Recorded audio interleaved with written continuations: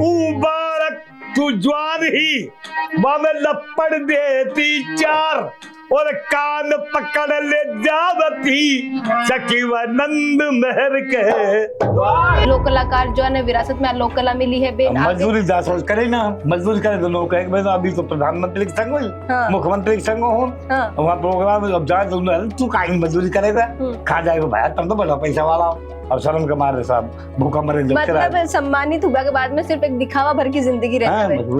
जब 200 भोपाल का 200 धंधो करे तभी जाके घर चले, ना अकेले से घर नहीं चलता। मजदूरी नहीं देते, मजदूरी पे नहीं रखते यार, बैठ जा चाय पिला देंगे तेरे को, बेटा क्यों ऐसा कर रहा है तू, घर चलाने के लिए तो खर्चे के लिए पैसा चाहिए, तो जो दिक्कत क्या।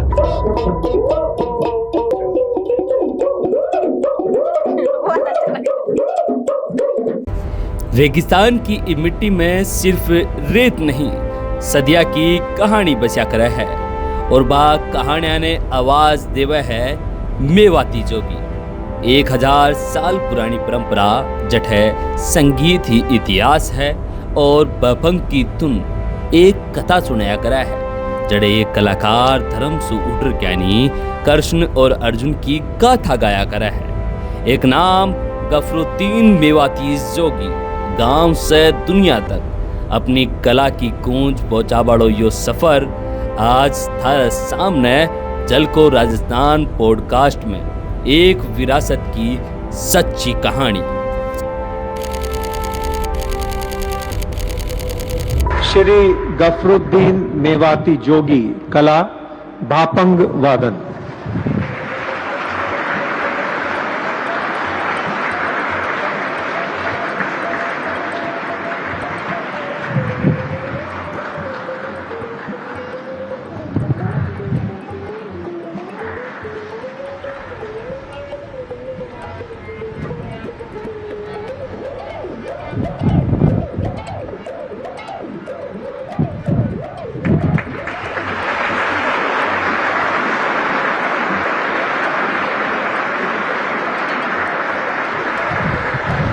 डॉक्टर बनना है सपना तो मैट्रिक्स है उसका अपना। 2024 और 25 में 976 प्लस स्टूडेंट्स ने मैट्रिक्स नीट डिवीजन से पाया गवर्नमेंट मेडिकल कॉलेज और 71 स्टूडेंट्स ने एम्स में एडमिशन। टॉप फैकल्टीज और हाईएस्ट सिलेक्शन रेट के साथ मैट्रिक्स देगा आपके बच्चे के डॉक्टर बनने के सपने को नई उड़ान। खमा गणी सार राम राम, मैं नंदिता और आप देख रहा हो झलको मीडिया। राजस्थान की माटी कई सारा नायाब हीरा जो कलाकारा के रूप में माटी अपन दिया है, वे न सिर्फ राष्ट्रीय बल्कि अंतर्राष्ट्रीय स्तर पर पूरी दुनिया भर में अपनी लोक कला को जो इन्हें प्रसिद्धि दिलवाई है। बा कलाकारा में से ही एक आज हमारे साथ मौजूद है गफरुद्दीन जी मेवाती जोगी, जो पद्मश्री से सम्मानित है और अलग अलग देशों में जाकर आंकी जो वाद्य यंत्र बजाया करे भपंग बी की बदौलत पूरे दुनिया भर में ख्याति प्राप्त करी है, राजस्थान ने ख्याति दिलवाई है। गफरुद्दीन जी, पहला तो आपको बहुत बहुत स्वागत है झलको राजस्थान पर। नमस्कार, खमा घनी, मैं आपका बहुत आभारी हूँ जो आपने झलको राजस्थान पे मुझे याद किया और आपने इनवाइट किया, बुलाया हूँ, आपके लिए बधाई। मैं भी बहुत आभारी हाँ कि आप पधारिया हो, क्योंकि आपकी व्यस्तता बहुत ज्यादा है। मैं आपको जानना चाहूँ कि आज जो भपंग बजाने की आपकी कला है, वो वाद्य यंत्र आप कदू बजाना शुरू करे? भपंग जो कला है हमारी विरासत है। हमारे जब 3-3.5 साल का बच्चा होता है ना, वो गाँवों में घर घर जाके भिक्षावृत्ति का काम करते था हमारे परिवार। हम तभी से अपने बच्चे को साथ लेते हैं और सिखाना चालू कर देते हैं। जा के जगह जगह हम कहीं गाँवों की चौपालों पे गाना बजाना करते रहते हैं बच्चे, उसी वजह से हम करते हैं ऐसे, वो देख देख के बच्चे भी तैयार होते रहते हैं। इस तरीके से मैं अपने पिताजी के साथ जाया करता था गाँवों में और गाना बजाना सीखा, उसी उनके साथ जैसे वो करते थे उनसे हमने सीखा। अब ऐसे हमारे बच्चे हमसे सीख रहे हैं, ये हमारी विरासत है। इस तरीके से बच्चा हमारा तैयार होता चला जाता है। सालों साल लगते हैं, 10-15 साल के हो जाते हैं जब तक वो जाके पारंगत होते हैं उस कला में। अब तो हम अधिकतर इस कला को, पांडवों का कला जो महाभारत जो मैं गाता हूँ, वो गाँवों में ब्याह शादियों के मौके पे गाया जाता है।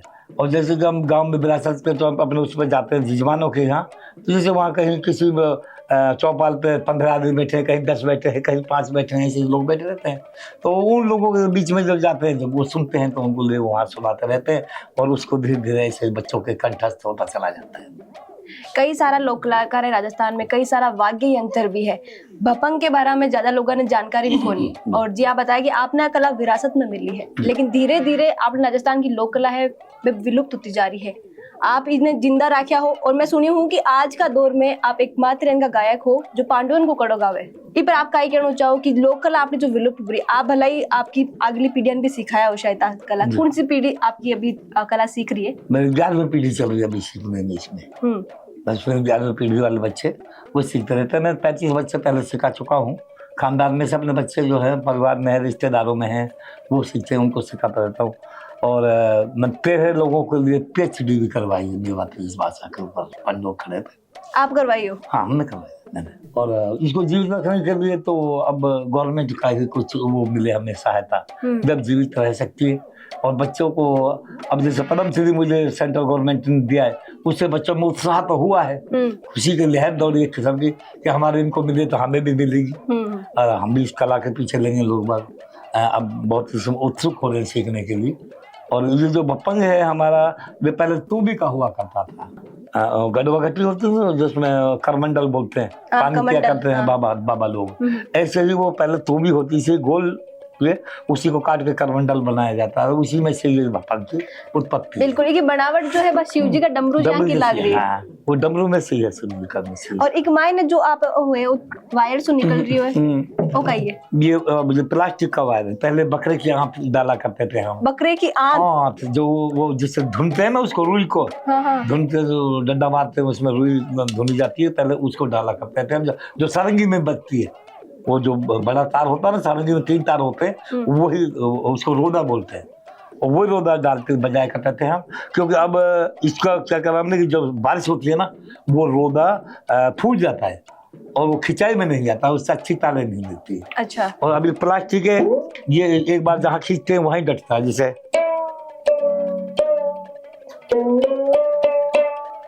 अब ये सही जाता है। कितनी तरह की धुन निकलेगी? हम सब धुन निकलते हैं, सब तरह की। हाँ, 7 सुर में कहीं भी कुछ ताल में खींच कर बजाइए। जहाँ से कलाकार गाता है अपने उसी सुर से उसको बजा कर रखना पड़ता है। जैसे ये सुर है, देखो कौन सा है अपना 4 कौन पर बजाने में, कौन परदेसी मेरा दिल ले गया। हाँ सुनो, ये फिल्म में गाना बजा रहा हूँ।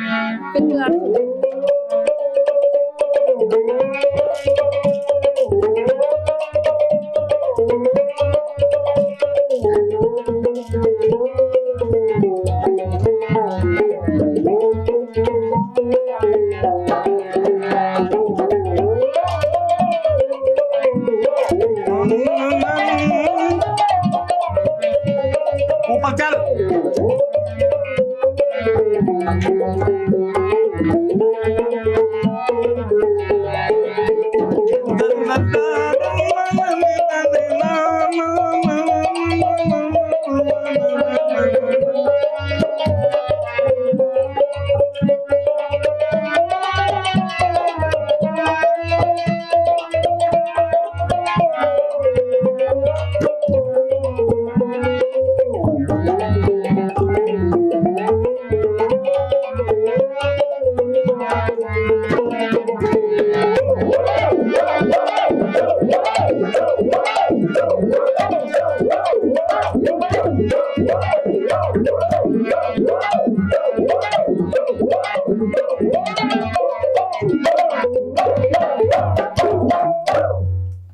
कितनी उम्र होली आपकी?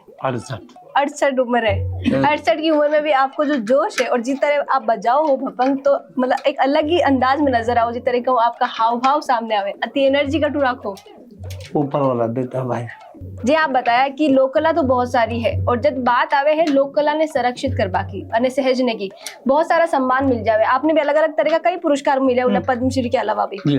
लेकिन एक कलाकार के सामने कटे ना कटे आज चुनौती भी आवे कि सम्मान खुद की जगह है, पुरस्कार खुद की जगह है, लेकिन रोजमर्रा की जिंदगी आमदनी है, बिक वास्ते कुछ सरकार की तरफ सहायता मिले आपने? ना मिले, नहीं मिले। महीना में एक प्रोग्राम राजस्थान पर्यटन कला सांस्कृतिक विभाग का तब से कार्यक्रम जो बचते, मैं इसी से अपना घर चलाता हूँ। महीने में किसी जिले में कार्यक्रम वो 1 मिल गया है, कभी 2 कार्यक्रम मिल गए महीने में, कभी 3 मिले, कभी 1 भी नहीं मिला है। फिर पड़ोसी से किराया पैसे ले ब्याज ₹3 सैकड़ा को ब्याज देवे, जब वो सब्जी लावे घर में और खाना रोटी बनावे और खावे, जब 200 कार्यक्रम बजावे और पैसा मिल जा कहीं से, फिर वह चुकावे जाके नहीं, तब अपना घर चलाते हैं भाई। आप लोग बोला हाँ कि अपनी लोक कला विलुप्त होती जा रही है, लोक कलाकार जो है ना विरासत में लोक कला मिली है। मजदूरी जा सोच करे ना, मजदूरी करे तो लोग कहे भाई अभी तो प्रधानमंत्री के संग हुई, मुख्यमंत्री के संग हो, वहाँ प्रोग्राम अब जाए तो तू कहीं मजदूरी करेगा, खा जाएगा भाई, तुम तो बड़ा पैसा वाला हो, और शर्म के मारे साहब भूखा मरे। मतलब सम्मानित हुआ के बाद में सिर्फ एक दिखावा भर की जिंदगी रहती है। आगे जो स्थिति में आए जाने हैं, बाकी लोगों ने लगे कि वाह प्रधानमंत्री जी के साथ फोटो खिंचवा के आया है, देश विदेश में जावे है, मुख्यमंत्री जी सम्मान मिल गो है, लेकिन कटे ना कटे आ लोगों ने जो जरूरत है फाइनेंशियल सपोर्ट की भी है। आप आने जो है हर तरीका सपोर्ट करा, हाँ बहुत वाहवाही भी करा कि कहीं गाओ हो कहीं करो हो, और जब अगली पीढ़ियां इन नहीं सीखे काम ने तो आप कटे ना कटे कोसा भी आ कि भाई आपकी जो कला है वह विरासत में मिली, आप इन आगे नहीं बढ़ा रिया हो, तो वह आगे क्यों नहीं बढ़ा रिया है। बिकलारे सब बड़ी वजह आई है कि आंके पास में आर्थिक सहायता जो है जी तरीका जी लेवल पे आने मिलनी चाहिए भी तरीका से मिल कौन ली, ये वास्ते कई कलाकार मजबूरी में खुद को पेशे छोड़े मनिया लागे है। बहुत सारा लोग जो है खुद को जो लोग कला है लोक गीत छोड़ छोड़ के कुछ और दूसरी चीजें करवा लागा, दूसरा व्यापार करने लगा। जब दूसरा व्यापार का दूसरा धंधो करे तभी जाके घर चले, ना अकेले से घर नहीं चलता। आमद तो है नहीं तो घर चले कहाँ से, अब आमद के लिए तो करना पड़ता है कुछ मेहनत मजदूरी और लग जा करके, और उसको करते हैं तो उससे आदमी वो कहते हैं करे तुम तो बड़े आदमी कहाँ करे, जल्दी से मजदूरी नहीं देते, मजदूरी भी नहीं रखते, यार बैठ जा चाय पिला देंगे तेरे को, बेटा क्यों ऐसा कर रहा है तू, ऐसे लोग कह देते। और उसको पता नहीं कि बिल्कुल परेशान है, घर कहाँ से चलेगा, इसका घर चलाने के लिए तो खर्चे के लिए पैसा चाहिए, तो जो दिक्कत है। कई मांग रखो आप सरकार के सामने, यही रखो कि स्कूल बनवाए, वो कई जगह इसीलिए स्कूल जो बच्चों को सिखाओ जैसे कला लुप्त ना हो, अपनी कला विलुप्त न हो जाए, बची रहे। हाँ जिसमें पंडो कला महाभारत, इसमें 3500 दुआएं, 2500 दुआएं 3000 तक इसके, उनको बच्चों को सिखाऊं या उसको रिकॉर्डिंग गवर्नमेंट करवावे है ना, और उनको लिखवाए किताब छपवाए वहाँ पे, और बच्चों को सिखवाया ना कि स्कूल बनाई जाए जहाँ भपंग सिखाऊं मैं, और ये पांडव कला महाभारत का गाना बजाना सिखाऊं, ऐसा वो होना चाहिए गवर्नमेंट से मांग। और जो सरकार का क्या बताया कि पेंशन मिल दिया, अभी तक पेंशन ना बंदी, वैसे भी 65 साल की उम्र होगी है ना, वैसे हम कागज में भी उतनी उम्र होगी जब भी अभी तक कोई भी पेंशन नहीं बंधी है, जैसा तो घर चले। तो वृद्धा पेंशन नहीं मिला? ना कुछ भी ना लेना, गवर्नमेंट ने दी, संगीत विभाग सांस्कृतिक मंत्रालयों से बनती है, वहां से भी नहीं बंधी है, और ना अपने राजस्थान से योजना हुआ है वृद्धावस्था है वो भी ना दी, वो कहीं ना अफसर ने कहीं बंद वाला आप 60 से ऊपर होगा कहीं ना, अब कहीं ना मिला। स्कूल बनावा की आप बात बोले, हाँ एक अलावा जी आप बताया कि पर्यटन विभाग की तरफ एक आध प्रोग्राम मिला करे, तो भाई प्रोग्राम की संख्या भी कुछ बढ़नी चाहिए। हाँ कि भाई बड़े रेट भी ना है, रेट भी क्या तो हम 2500 रुपये देवे, अच्छा, और कलाकार 750 रुपये देवे, ये बेचारे बैठे बाजे ढोलक वालों के लिए 750 से क्या होता है, इनके मजदूर है या तो सबकी बराबर हो तनख्वाह। हाँ। जब मुझे 3000 या 2500 मिलता है, 2500 इनके ये भी तो कलाकार है बराबर के, इनके बच्चों का भी तो गुजारा उससे होता है, 250-700 रुपये से हो गया क्या, 750 रुपया 250 रुपये खाने के, अब 1000 रुपये मिलेगा इनको राजस्थान टूरिज्म का अगर कार्यक्रम मांगे तो हारमोनियम ढोलक वालों के लिए, वो मुझे 2500 मिल रहा है। अब मेरे 2500 में इतना है कि कहीं रुकता हूँ मैं, कलाकारों को चाय पानी में अपने पास से पिलाता हूँ 2500 में से, इनका बेचारा ये कहाँ अपनी जेब से पीते हैं, ग्रुप लीडर पिलाता है चाय पानी, कहीं पानी की बोतल है, कहीं कोई नाश्ता वास्ता करवाना है वो हम ही करवाते थे, हम पे भी वही रह जाए, 17 से 15 रुपये बचे, हमें से 2500 में से कहाँ बचते हैं मेरे पास में, लेकिन नाम है, इसलिए मैं कहता हूँ गवर्नमेंट करना चाहते सब कलाकारों की रेट बढ़ाए राजस्थान टूरिज्म डिपार्टमेंट में, और ग्रुप लीडर की भी बढ़ावे, अलग से बढ़ावे, तो उसका कोई कम से कम इस महंगाई के दौर में जैसे महीना में एक ही प्रोग्राम टूरिज्म को मिलो, तो वह कलाकार की रेट कम 10,000 कौन चाहिए ग्रुप लीडर की मुफ्त, और 5 की हो छोटा की, तो यही सब जगह दो प्रोग्राम भी हमको मिले गवर्नमेंट की तरफ से, तो 10,000 तो उसको हो गए छोटे कलाकार के सहायकों के, और 20 हो गए मुख्य कलाकार के, तो उससे तो उसका घर भी कुछ चले, और नहीं तो मजदूरी करनी पड़ेगी या नौकरी, संगीत छोड़ना पड़ेगा इनको बेचारों को, घर कहाँ चलेगा इनको। संगीत और लोक कला तो राजस्थान की पहचान है, तो गवर्नमेंट को करना चाहिए भाई, गवर्नमेंट को करना चाहिए ना, फिर अगर इसको लुप्त होने से बचाना चाहती है गवर्नमेंट तो उसका एक रजिस्टर बनाए, रजिस्टर के आधार से ग्रुप लीडर कर उन कलाकारों का नाम लिखा जाए, और उनका टाइम जीवित कला को बचाने के लिए उन कलाकारों को लिए हर तहसील वाइज, हर जिले में हर तहसील वाइज इनका लिखाई पढ़ाई करनी चाहिए, नाम लिखना चाहिए, और उस आधार पर इनको कार्यक्रम देना चाहिए गवर्नमेंट को, जिससे ये अपनी कला को बचा के रखे।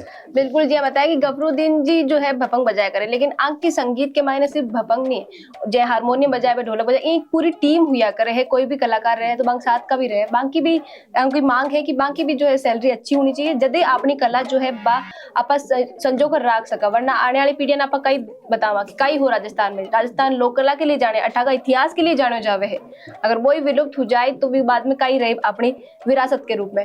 गफरुद्दीन जी, आप कई सारा देशों में गया हो घूमने के लिए, लगभग कता देश में आप खुद की कला को प्रदर्शन करके आया हो? जब पहले धोड़ा पासपोर्ट बना कर उनको हमारे पे कोई लेख जो बना, वो गवर्नमेंट वहीं रख लेगी, दिल्ली वाला दिया कर जो। अच्छा। और उसके बाद में जो अब हमने अपने पासपोर्ट बनवाए हैं, उसके आधार पे मैं लंदन गया हूँ लास्ट में, वो मेरे पास रिकॉर्ड है। मेरे संग विनोद जोशी सर गए हैं, विरासत वाले, वो संग गए थे।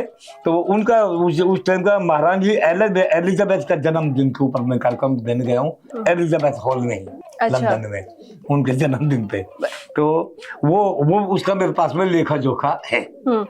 लंदन आपने याद है? लंदन याद है, और कागज सब वहाँ ही रख लेते थे। वो कागज जब हम जानते नहीं थे, अब ये कागज हम नहीं चाहिए। मैं 48 देश गया। अच्छा, आपने अट्ठा का लोग तो जब आप धुन निकालो बपंग से तो अपना आप झूमने लग जावे। जो विदेशी लोग है, जो बेटा गोरी मैम है, गोरा सर है, वे भी ये तरीका से झूमे कि राजस्थानी लोग कितने सुन के? बिल्कुल वैसे ही झूमे। और वो तो इसको लेना चाहते हैं, बच्चों को बेचा है मैंने। अच्छा। हाँ, वहाँ खरीद रहे हैं। और उनको मतलब इतना शौक है उनको, बहुत ही ज्यादा लाइक करते हैं अपने राजस्थान की उसको कला को, बहुत पसंद करते हैं वो लोग। और हमारे साजों को खुड़ताल खरीदते, कहीं हमारे भपंग समझते हैं, जैसे अब ये है इससे।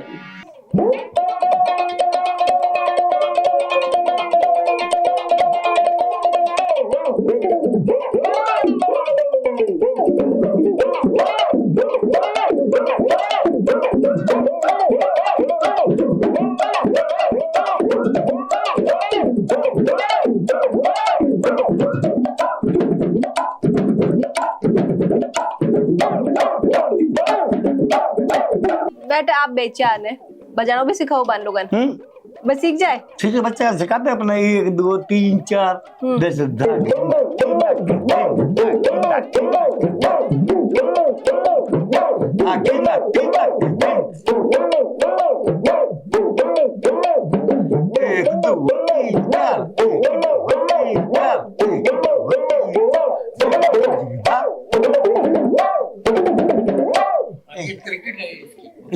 इस तरीका से अलग अलग धुन निकालो। 4 मात्रा की क्रिकेट है, 4 मात्रा थोड़ा सा। अच्छा जी, एक मैं सारे गांव पाऊ है भी आई मैं ने तरगिड़ी वही तबला जैसे बात है इसकी समझिए।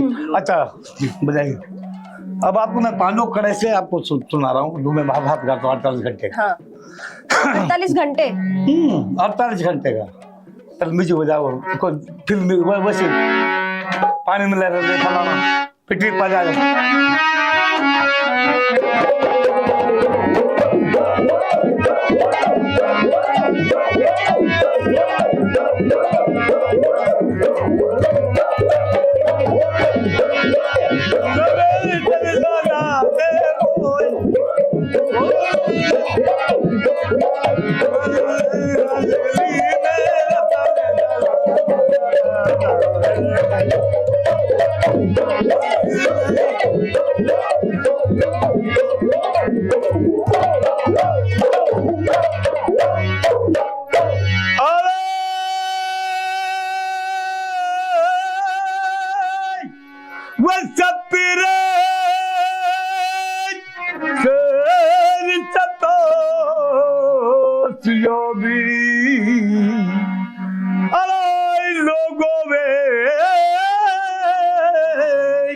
बरस दी गड़ा है बीता जानू पन्नू अब हुआ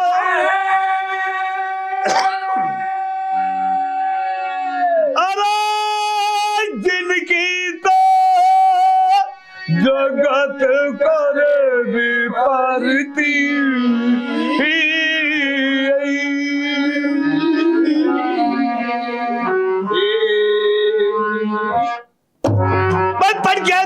गुरु उस्ताद बना हूं, मेरा है कह थोड़ा गांव कथा में सच्ची गाऊं। मेरा गुल में ते अग्गा दई सिर पे दर्द हो हाथ सुनो सवा परमेश्वरी कहूँ मैं गुण चर्चा की बात कहा के दास्तान होते हत्मापुर में कौन की राजधानी कैरूर पंडुल की भाई 1787 बरस गरा है बीत जानू पंडू अब हुआ जिनकी जगत करे हत्मापुर में राजधानी कौन की कैरूर पांडुल की कुंती माता के 5 बलंकारी कौन कौन नुकर सहदेव अर्जुन भीम बलंकारी कौन के 101 कौन के गंधारण के दिन में राजा युधिष्ठिर जासो हम जरजोत कहवे राज करे आराम से रहे कोई बात की भाई में विनाश ना है आराम से रह करे तो एक दिन क्या जानना एक बात पे छिड़ा बिना छिड़ती है कौन सी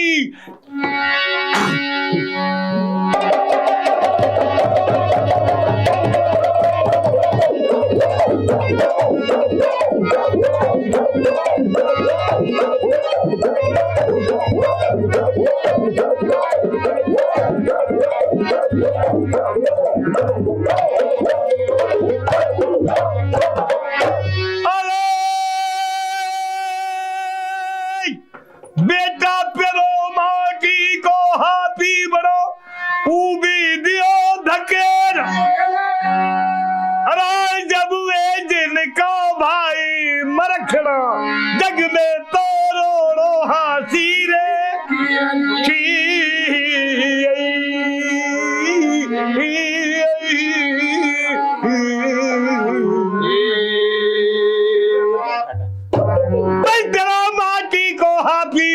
भी दियो भाई जिनका भाई मरखड़ा जग में रोड़ो हासी है कौन कहते गंधारा कौन सु दुर्योधन सु बेटा तेरी कोई राजधानी नहीं तेरी कोई बहुमत नहीं है और वो 5 भाई तुम 101 कहाओ लेकिन जब भी भीम बलंकारी तहारा माटी का हाथ पे फोड़ी आयो आज मैं सूरज नारायण जी को जो मैंने जल चढ़ायो है वो नीचे खड़ा होके चढ़ायो है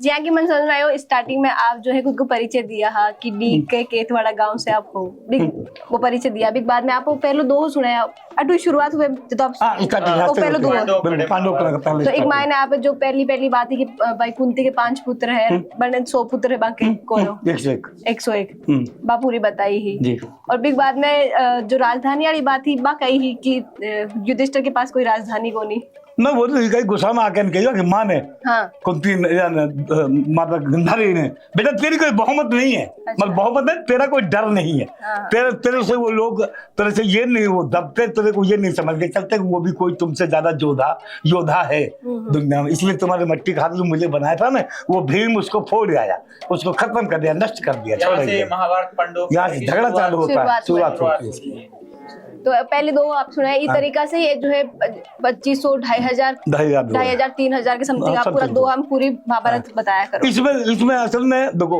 इसमें चौबोला भी है छंद भी है और इसमें बेहतरीन भी है इसमें और राजधानी में भी आता है गाते हम इसको सब मिला करके रसिया भी है हमारे ब्रज के राजस्थानी इसमें पुट है कि ब्रज मेवात और राजस्थानी ये 3 भाषाओं से मिलकर बना हुआ है पांडवों कड़ा महाभारत जो हम गाते हैं। गफरुद्दीन जी पिताजी आपका बुद्ध सिंह जी जोगी जो है स्वर्गीय बे सारंगी का उस्ताद जी सारंगी का हारमोनियम भी सभी साजों को उस्ताद थे हमारा सबको उस्ताद वही था हमारे जो ये खानदान में चला रहा ना इससे और अब भी जो चला जैसे भपंग बजा रहे हम सबका उस्ताद वही था। तो आपकी रुचि भपंग में सबसे ज्यादा क्या रही? मेरे से किसी आदमी ने ये कहा था भपंग में कि हमारे पिताजी वगैरह सब अनपढ़ थे और वो कुछ थोड़ा जानकार थे उन लोगों ने कहा हम तुम्हारे इतनी दम ना है जब तुम कैथोड़ा के रहने वाले इस स्टेज पे कार्यक्रम दे दोगे चढ़ करके। अच्छा। मैं उस जमाने में राजस्थान रोडवेज में अब फिरोजपुर झलका से वहां तक जाया करता था क्या कहते हैं उसको भरतपुर कंडक्टर करता था। अच्छा। तब मैंने उसको छोड़ा और ये पकड़ा फिर उसके बाद मैंने श्रीमान जी पवार साहब अपने पर्यटन विभाग में थे उन्होंने कहा था गवर्नर से नौकरी कर ले तो मैंने वहां भी नहीं की साहब से कहा मैं साहब मैं भपंगा ही बचाऊंगा तो वो बोले बेटे इससे गुजार रहे तो कर ले। आज जिन्ने साहब उनकी बात याद आती है मुझे मैं कर लेता था उस जमाने में अच्छा रहता लेकिन फिर भी अब भी पता शुक्र है मिस्त्री में लगा रहा तो ये भी बहुत बड़ा नाम है। ऐसे फिर मैं उसमें दूसरी शिक्षा में था, मास्टर गाँव में बच्चे पढ़ाए, लेकिन डटा किसी में नहीं मैं, इसी भपंग से मन खराब मेरा। तो साहब लोग सब मुझे बहुत इज्जत दी, कल साहबों का भला हो सबका, जितने भी थे बेचारे आईएएसओ ने मेरा साथ दिया खूब, और जहाँ जहाँ बुलाई जैसे सम्मानित किया जगह जगह स्टेजों पे, तो सौने उठाई, हाथ जोड़ के खड़े हो जाते थे, खूब आदर करते थे साहब। इसलिए मैंने इसको चुना, मिलके इससे बड़ा और क्या होगा, पैसा नहीं तो कोई बात नहीं, तो दुनिया में जानकारी तो हो रही है। अगली पीढ़ी भी जो गफरुद्दीन जी के हमारे साथ मौजूद है, बाऊ जाना कि आप आगे को रास्ता जो है वो किया देखो हो, क्योंकि सपोर्ट जो है फाइनेंशियली बहुत कम मिल रही है सरकार की तरफ, सम्मानित किया जा रहा है, पुरस्कार दिया जा रहा है। अब देखो सर, मैं आपको बात वो बीच में बताऊं, ये मेरा बेटा है, इसको मैंने डबल एम करवा दी, पढ़ा दियो, और बीएड करवा दी, है ना, और अभी तक कहीं लगो ना है बेचारा, जब नहीं लगा तो नौकरी नहीं मिली, हाथ के यही कला को जी तक नीचे में लगा पढ़ाई में बहुत ज्यादा। मैंने बोला भाई होगा कभी, साहब कोई सुनेंगे तो तेरा कहीं हो जाएगा, मैंने अपनी कला को तो बचाओ, इसलिए अपनी कला में लगे हुए हैं। आप उनसे पूछिए आप क्या चाहते हैं। बिल्कुल जी, आप अगली पीढ़ी और हो सके आप आगे बाद में आपने जो है देखा बबंग बजाता हुआ, तो आप आज के दौर में आप देखो तो एक कलाकार ने क्या देखो हो भी की स्थितियां ने क्या देखो हो, कितनी सारी आपके सामने चुनौतियां हैं आज के दौर में। आज मैं संस्कृति मंत्रालय भारत सरकार का पूर्व स्कॉलर भी रहा हूँ सीसीआरटी के द्वारा। ऐसा है कि जिस चीज में रुचि होती है खानदानी पर, हम मेवाती जोगी समुदाय से आते हैं, ये हमारा खानदानी विरासत है। भारतीय संस्कृति को बचाना भी हमारा दायित्व है कि हम इसे बचाना तो पड़ेगा ही। इसलिए मैंने पिताजी से पांडवों कड़े महाभारत कुछ दोहे सीखे, लगभग 200-250 दोहे अभी मैं चल रहा हूँ प्रैक्टिस में, वो भी सीख रहा हूँ, और मेरे बच्चे भी सीख रहे हैं, इसी विरासत को हम सिखा रहे हैं, और हमारे परिवार में इसे तो बचाना पड़ेगा ना। अब तो जिम्मेदारी है कि भारत सरकार ने पद्म श्री दे दिया, तो अब ज्यादा जिम्मेदारी आ गई, निभाना तो पड़ेगा ना, उसको लगातार चलता रहता है, कार्यक्रम वगैरह करते रहते हैं। रियाज कद करया करो सब मिलके एक साथ। रियाज यदि कोई कार्यक्रम रहता है, जैसे जल्दी चले जाते हैं वहाँ पर, होटल वगैरह हम कर लेते हैं, बट कर लो, हाँ, घंटा 2 घंटा बैठ जाते हैं, 2-3 घंटा वहाँ, नहीं तो घर पे क्या है कि जैसे कोई है नहीं तो घर पे कर लेते हैं बैठ के, सुबह शाम लगे रहते हैं। आजकल वो टाइम है वो सोशल मीडिया को बहुत है, आप देखिए ओला की कुछ प्रैक्टिस कर रहे हो, बनाए इंस्टा पे डाल दियो, वायरल हो, आप चलाओ स्मार्टफोन। मैं ना जानू, छोड़ो, चला ही नहीं जानो तो आप बताओ कि आज को सोशल मीडिया को जमानो है, क्यों कुछ सोशल मीडिया ये चीज है कि वो उसमें चोरी बहुत होती है। ये कहे कि जैसे इंस्टाग्राम हुआ, फेसबुक रील आपने डाल दी, उस पुट को वो चुरा कर बॉलीवुड वाले अपने किसी भी गाने में सेट कर देते हैं। उनका मकसद फिर क्या होता है कि जो ओरिजिनलिटी उसकी वॉइस होती है इंस्ट्रूमेंट की, जैसे हम इंस्ट्रूमेंट प्ले कर रहे हैं या फादर गा रहे हैं, वो अपने बैक म्यूजिक में उसको यूज कर लेते हैं, फिर उसको पता नहीं पड़ता कि ये वॉइस किसकी है। फिर हमें बहुत बात पता पड़ता है, कई फिल्मों के बैक नाटक होते हैं जो ड्रामा होते हैं, उनमें इनकी आवाज को डेब्यू कर रखा है, और फादर ने कई फिल्मों में काम भी किया, साउथ की फिल्म है, बॉलीवुड की फिल्मों में भी।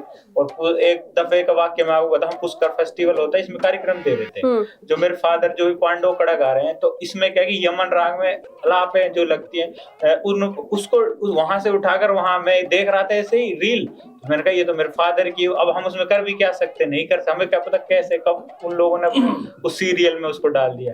ये होता है इसमें सोशल मीडिया। तो आपने बेसिकली कोई फायदा नजर को ना रही सोशल मीडिया को आपकी कला ने प्रमोट करने के लिए? फायदा है कि लोग इसको सुनने के लिए भपंग बजाएंगे, तो फायदा यही। अभी आपने सुना होगा कि एक गाना है, अरे 3:30 बजे छोरी जरूर आई, और 3:30 बजे, ये मैं क्रॉस मैदान मुंबई में गा के आया था। अच्छा। अब आप दिमाग लगाइए, ये गाना कहीं दूसरी का आपने सुना है? ऊपर से बजा धुन 4 से ऊपर।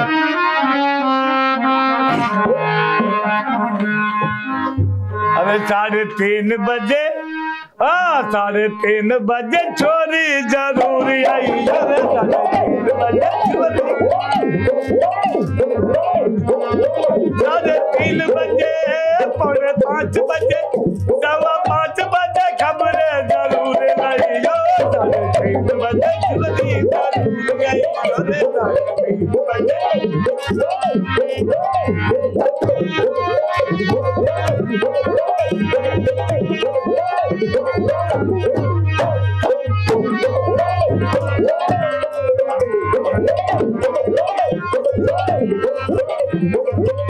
एक मुट्ठी चना दबा के रखियो, एक मुट्ठी चना बचा के रखियो, अपना जान का या पानी को बचा के रखियो, सुने बंदे बंदे चोरी चली आइयो, साढ़े 3 बजे चोरी जरूरी आइयो रे, साढ़े 3 बजे चोरी जरूरी आइयो रे। जो ये गाना है ये मैंने कुछ समय बॉम्बे में गाया था, लेकिन आपने ये बोर्ड सुने कहीं किसी गाने में, फिल्म में? याद करिए, आप सुना कहीं? मुझे तो याद नहीं आ रहा। अच्छा, चलिए ना पानी चल के आना तू पान की दुकान पे 3:30 बजे। कंपोज कर दिया उसका। अच्छा वो लिया है वहाँ।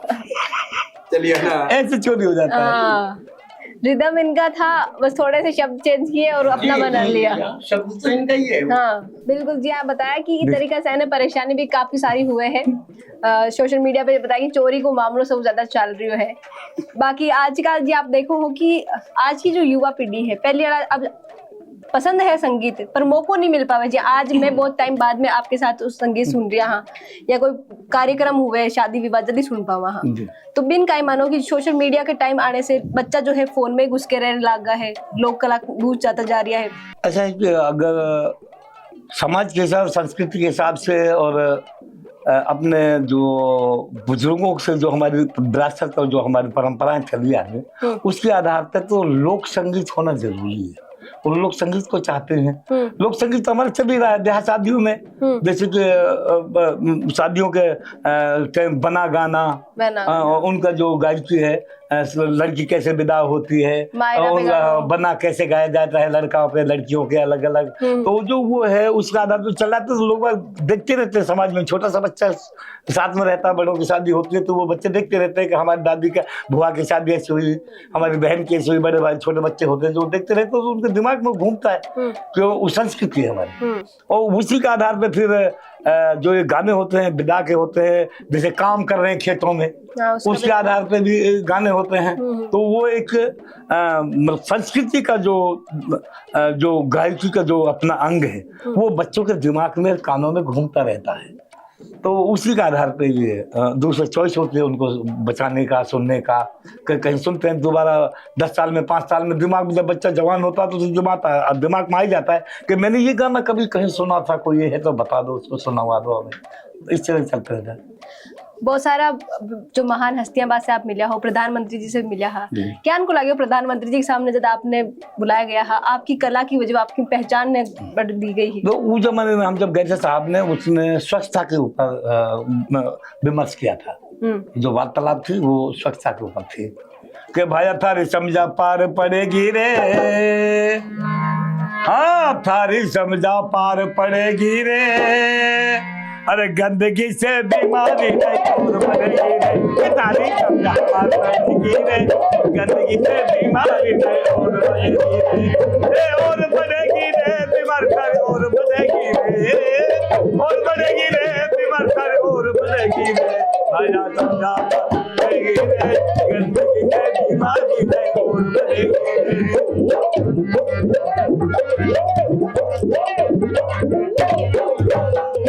कई तरह की बीमारी सरकाया में हो जावे, कई तरह की बीमारी सरकाया में हो जावे, कई तरह की बीमारी सरकाया में हो जावे, कई तरह की उल्टी दस्ती है जो हो जाए मूल्यों बढ़ जावे,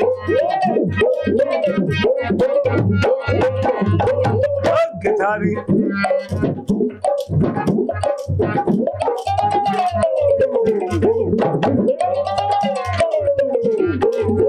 गिटारी सारी हालत गंदगी से बीमारी नहीं और बढ़ेगी रे, गिटारी समझा पार पड़ेगी रे, गंदगी से बीमारी नहीं और बढ़ेगी रे।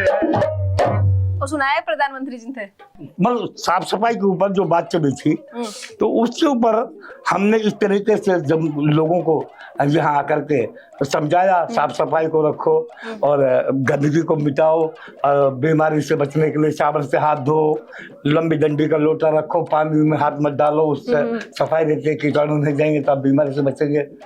और जैसे मलेरिया है ये भी साफ सफाई में आता है। एक और सवाल है आपको कि जोगी नाम आप लगाओ हो, जोगी जी, समुदाय सभा हो, जी। जोगी बेसिकली कौन होया करे?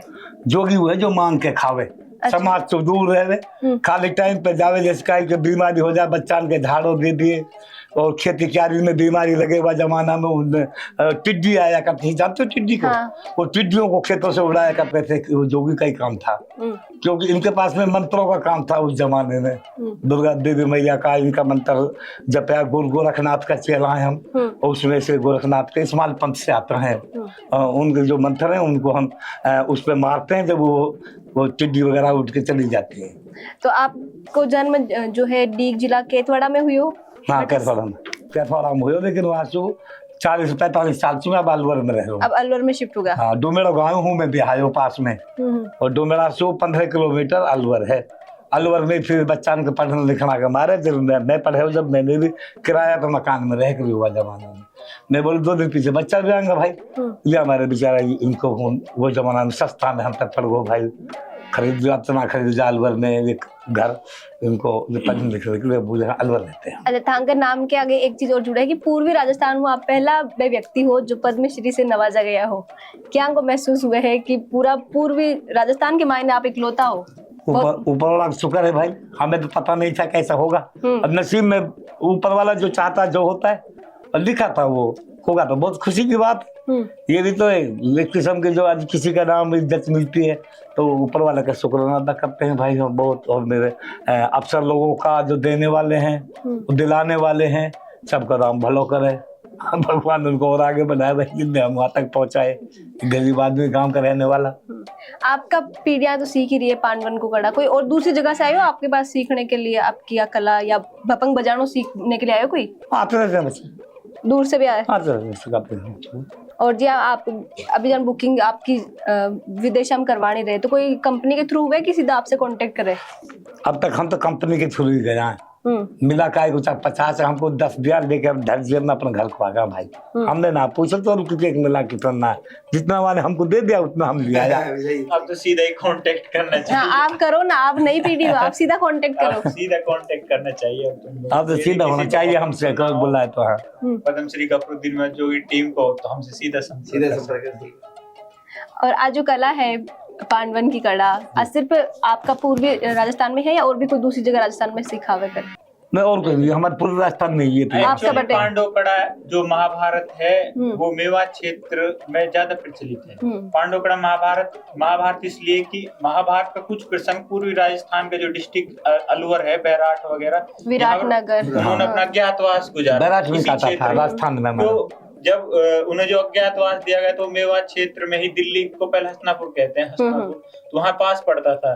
तो इनको एक्चुअली पांडवों को पता नहीं था कि हमारी इनसे पहले से दुश्मनी है, जो राट बैराट राजा से उनकी दुश्मनी थी, बट उन्होंने अपना रूप कैरेक्टर चेंज करके अपने जो चलाने के धनुष वगैरह थे उनको ताल वृक्ष करके एक जगह है अलवर में, वहां टांग दिया था। ये स्टोरी पांडव में आएंगे, जो भीम थे उसने अपने गदा से उसमें गदा मारी थी, तो पांडवों के द्वारा वो जो पहाड़ है आपने देखा होगा, कभी अलवर आए तो वहाँ वो रास्ता बनाया तो पांडवों के द्वारा ही बनाया गया था। वहाँ की हिस्ट्री वहाँ से जुड़ी हुई है महाभारत। जो बाण गंगा है अपनी, यहाँ पे अर्जुन ने जब अपने बाण को हाथ लगाया था तो उन्होंने एक वचन दिया था कि इसको मैं मतलब एक गंगा नदी नहवाऊंगा, तो वो अब वहां तो जा नहीं सकते थे, इसलिए उन्होंने अपने बाण चलाकर बाण गंगा नदी वहीं उत्पन्न हो गई, तो वहीं से ही चालू हुई थी। ये पूरा प्रसंग है, हिस्ट्री है महाभारत की, जिसके लगभग 2500 दोहे मेवाती भाषा में धानी राग में गाए जाते हैं। इस तरह वो स्टोरी चलती रहती है। और पूरा 25,000-3000 का दोहा के रूप में जो है खुद ही कला को प्रदर्शन करे है, लोगों ने बतावे है कि महाभारत में काए हुए हो। बहुत अच्छा लगियो आज थारी पूरी टीम से मिलके, आप लोगों से बातचीत करके, और जिस तरीका की आपकी अपील है, आप उम्मीद रखो हो कि सरकार ने भी कुछ करना चाहिए अपनी कला ने बचाने के लिए, थोड़ा और एफर्ट्स बाकी तरफ से हुए तो शायद अपनी लोक कला ने संरक्षित करना और ज्यादा अपने लिए आसान हो जावे। मेरी ब्रज भूमि बाकी बसे, मेरी ब्रज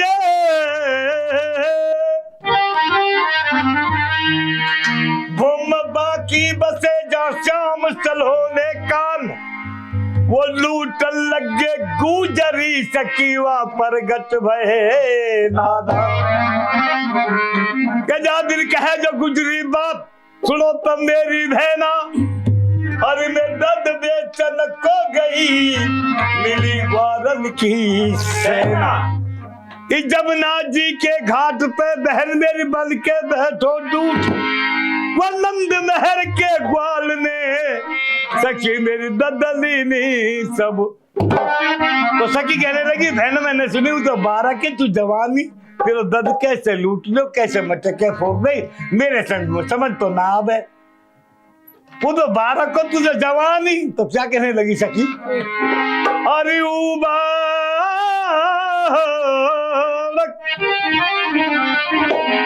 तू जवान ही वहां में लपड़ देती 4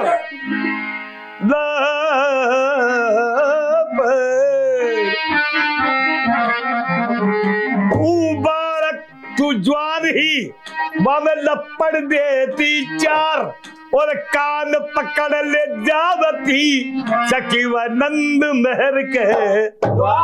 ये कह रही बहना ऐसे ना क्यों, अरे वह के घड़ा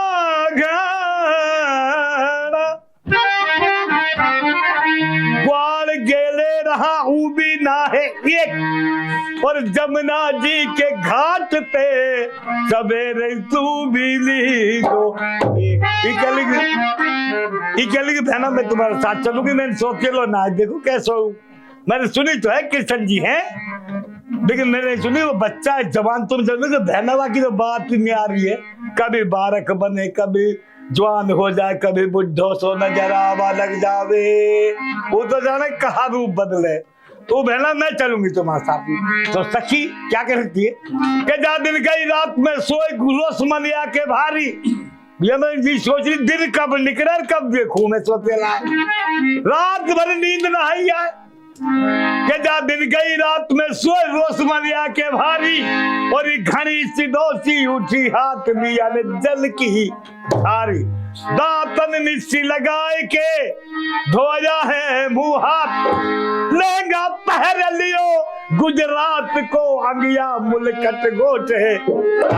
रूप बना के तैयारी करके कहा की सावन की सी घटा गुजरी ऐसे छाई, और कोसन को सुमार घाट जमुना के। आवत देखी श्याम सुरीली बीन बजाई श्याम ने सिकरा छोटा मोटा ग्वाल, और जमुना जी के घाट पे गुजरी जागेरी। जब दद लूट लियो मटकिया फोड़ दई रूप सुबह रूप कर दई कौन सखी। ये के बहना सो लो ऐसे ना माने या कि मैया के पास चलो। तो क्या शिकायत करने के लिए यशोदा माँ के पास जा रही सखिया।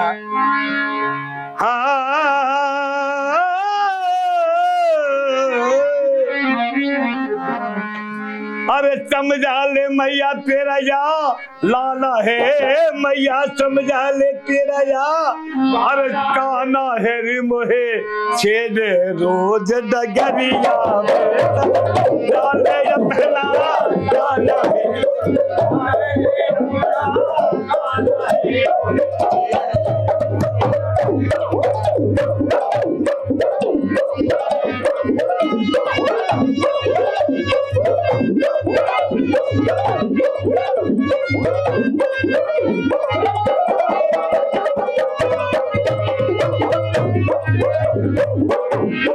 क्या कहने लगी, ओ मैया मैंने बहुत मेहनती कर लेनी, बहुत मेहनती कर लेनी मैया बहुत मेहनती कर लेनी,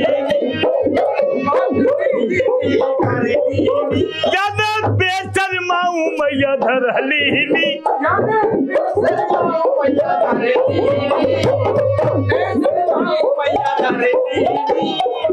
और क्या करो जने ऐसो जुलम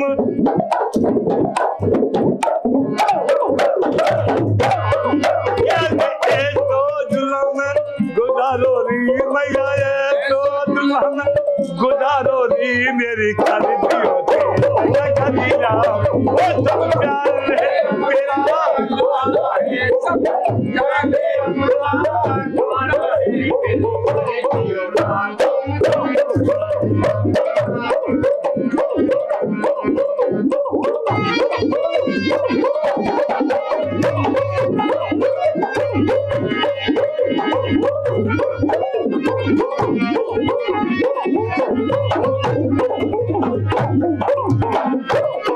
क्या भैया, अभी मैं जल भरने को भैया जा रही री, भैया जल भरने को जा रही री, और पीछे ते आन दबा लई री,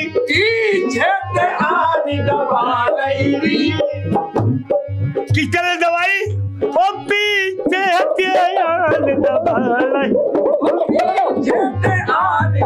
हाँ भैया सुनो,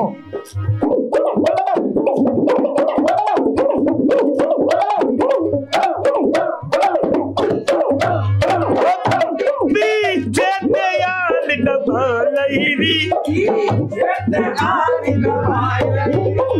करे सो जुलम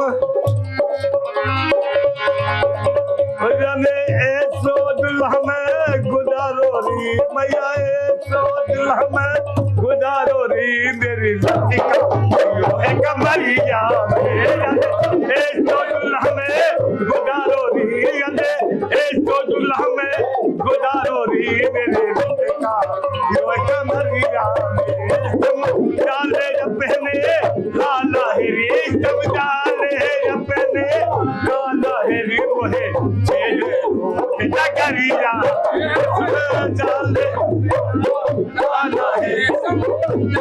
अपना चला है रे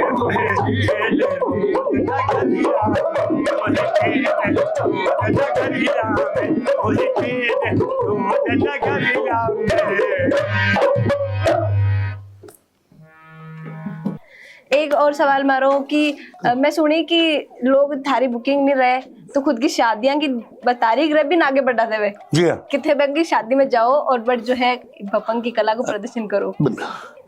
जैसे तो पहले 3 दिन में बारात होगा करती थी, हाँ। जो एक ही तारीख के 5-5, 10-10 आदमी आया करते थे उसी तारीख के। 11 तारीख के 5-5, 6 से शादियों वाले घर पे इकट्ठे हो जाते थे। वो कहते भाई हमारे आपके शादी में लिख के आया है उसमें, कहता था कि जोगियों की पार्टी चाहिए। तो मुझसे कहते भाई हम 3 दिन बारात होती थी, पहले के दिन एक बारात बजाते, दूसरे दिन दूसरी बारात बजाते और लास्ट में तीसरी बारात को बजाते, उससे ज्यादा कोई बारात नहीं बजती। तो वो चाहते हैं कि भाई किस तरह हमारे लोग वहाँ राजी हो जाए, नाराज ना हो, उससे वाले समझाने वाले भैया ऐसे कर लो, हम हमारे तुम 1 दिन के लिए आ जाओ, 2-2 घंटे 3-3 घंटे के लिए, तो इस तरीके से जाया करते थे। तो ये वास्ते लोग खुद की शादियां की तारीख आगे बढ़ा नहीं, तो आगे तारीख हाँ उसी तारीख को आगे करवा लेते हैं, अगर नहीं मिलते थे तो हम जो थे वेशभूषा धारण कर रखे। तारी परंपरागत बैठाकी है कि मेवाती हमारी ये वेशभूषा है, हमारी मेवाती जहाँ हम रहते, हमारे पिताजी वैसे पहनते थे, मैं वैसे पहना हूँ, दादाजी वैसे पहनते थे।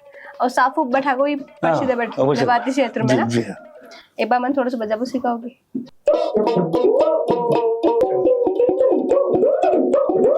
बहुत अच्छा लगा।